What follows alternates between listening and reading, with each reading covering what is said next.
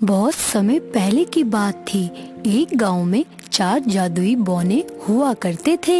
ये बौने पूरे गांव में घूमते और जिस किसी को मदद की जरूरत होती तो उनकी मदद किया करते थे।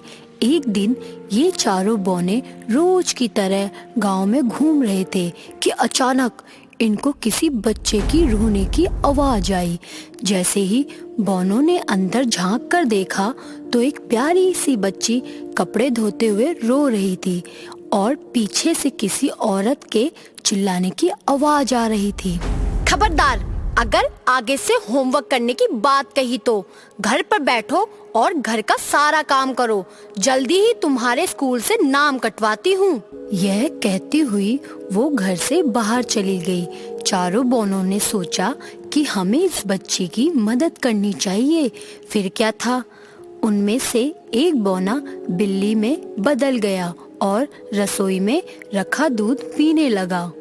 जैसे ही लड़की ने बर्तन गिरने की आवाज सुनी तो वो भागकर रसोई में गई और बिल्ली को देखकर बोली, रुक जा बिल्ली, चोरी मत कर। चोरी करना गलत बात होती है। मैं तुझे अलग से दूध दे देती हूँ। अगर मेरी माँ को पता चल गया कि बिल्ली ने दूध जूठा कर दिया है तो वो बिना सोचे समझे पता नहीं क्या सजा दे मुझे।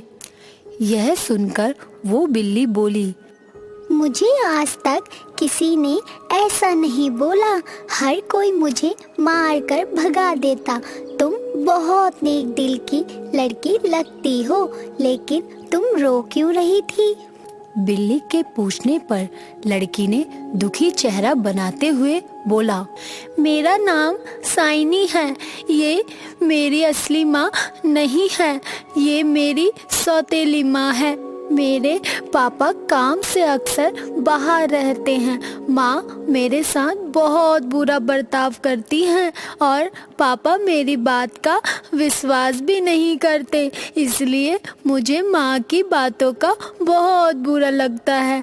अगर मेरी असली माँ होती तो मुझे इतना बुरा भला ना कहती और मुझे पढ़ाई करने से भी मना नहीं करती।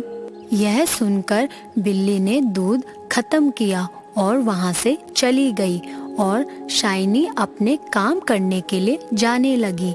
जैसे ही उसने कमरे में प्रवेश किया, उसने देखा कि सारे कमरे एकदम साफ थे, कपड़े धुलकर प्रेस किए हुए थे।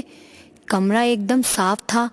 ये देखकर शाइनी ने बाकी के कमरों की भी सफाई कर डाली। कुछ समय बाद जब उसकी माँ आई तो घर का बदला रूप देखकर वो हैरान रह गई। उसे विश्वास ही नहीं हुआ कि ये सब इतने कम समय में कैसे हो सकता है। ये सब जानने के लिए अगले दिन शाइनी की माँ ने जानबूझकर पूरे घर में कचरा गिरा दिया और सारे बर्तन गंदे कर दिए और शाइनी को गुस्से में बोली, मैं एक जरूरी काम से बाहर जा रही हूँ। अगर ये सब काम 2 घंटे में पूरा नहीं हुआ तो आज रात को खाना नहीं मिलेगा। यह कहकर वो घर से चली गई। शाइनी बहुत डर गई थी और जल्दी में घर का सारा काम करने लग गई। यह सब जादुई बौने देख ही रहे थे कि उसी वक्त शाइनी के हाथ से एक कांच की कटोरी गिर गई और टूट गई। यह सब देखकर शाइनी समझ गई कि आज रात उसे भूखा ही सोना पड़ेगा। कुछ देर बाद वही बिल्ली अंदर आई और बोली, आज दूध मिलेगा शाइनी। शाइनी ने अपना दुख ना बताते हुए बिल्ली के लिए दूध डाला और अपना काम वापस से करना शुरू कर दिया। यह सब शाइनी की सौतेली माँ देख रही थी। उसने देखा कि जब तक वो बर्तन साफ कर रही है, पीछे से कुछ बौने घर का सारा काम कर रहे हैं। वो सोचती है कि क्यों मैं इन बौनों को पकड़ लूं, लेकिन जैसे ही वो उनको पकड़ने के लिए घर में आती है उसे कोई नजर नहीं आता, लेकिन घर पूरा साफ होता है। यह सब देखकर शाइनी की माँ को गुस्सा आता है और वो गुस्से में शाइनी की पिटाई करने लग जाती है। माँ, बता कहाँ है ये बौने, बताती क्यों नहीं?